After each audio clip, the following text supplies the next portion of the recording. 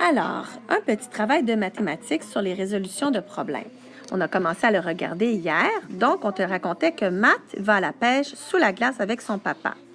Tu dois représenter la situation à l'aide des boîtes de 10 que tu vois ici.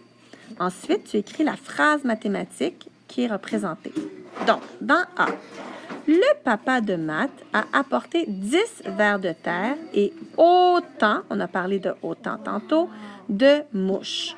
Très bon. Combien d'appâts a-t-il apporté pour la journée? Donc, tu remplis tes boîtes de 10 avec les 10 vers de terre et autant de mouches.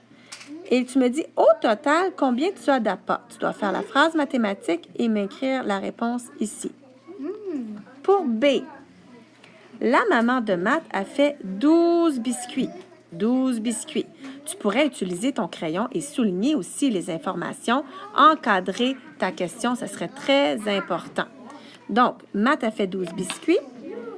Matt a fait 12 biscuits, pardon. Matt a mangé 2 biscuits et son père en a mangé 4. Combien de biscuits lui reste-t-il pour sa collation de l'après-midi? Donc, tu commences à souligner les informations importantes, encadrer ta question et pour ton dessin, tu utilises ta boîte de 10.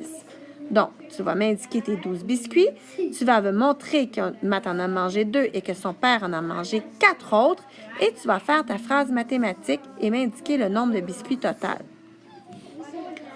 C. Au dîner, Matt a sorti 12 noisettes et 3 sandwichs du panier à pique-nique. Donc, Matt a sorti 12 noisettes, 3 sandwichs. Il a donné 5 noisettes à son père. Combien de noisettes leur reste-t-il? Tu fais attention de vérifier les informations qui sont importantes.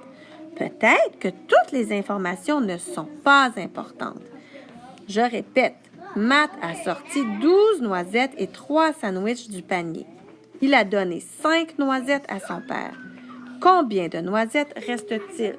Tu dois souligner les informations importantes, encadrer ta question, faire ton dessin et écrire ta phrase mathématique ainsi que ta réponse. Alors, voici pour la deuxième page. Tu es maintenant à D. Au début de l'après-midi, ils avaient 6 poissons dans leur seau. 1 heure plus tard, ils en avaient 9. Combien de poissons ont-ils attrapés pendant cette heure? Donc, ils ont commencé avec 6 poissons. Ensuite, à la fin de la journée, il y en avait 9. Combien de plus en ont-ils attrapé? Tu dois souligner les informations importantes, encadrer ta question, faire ton dessin, m'indiquer la phrase et ta réponse. E. Matt et son père comptent leurs poissons. Matt a pêché 7 poissons et son père en a pêché 1 de moins. Combien de poissons ont-ils pêché en tout? Donc, tu as quelques étapes à faire. Tu dois trouver combien le père de Matt a pêché de poissons. Parce que Matt en a pêché 7, lui en a pêché 1 de moins que 7.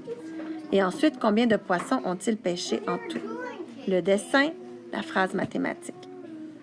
Je te propose aussi un petit défi. Alors, le défi, c'est que Matt et Matty ont un aquarium qui contient 8 poissons. Si Matt ajoute 10 poissons jaunes et Matty, elle, ajoute 10 poissons bleus, combien de poissons aura-t-il en tout? Écris ta phrase mathématique et ta réponse. Alors, il y a un aquarium qui contient 8 poissons. Matt ajoute 10 poissons jaunes. Matty ajoute, elle, 10 poissons bleus. Combien de poissons ont-ils en tout?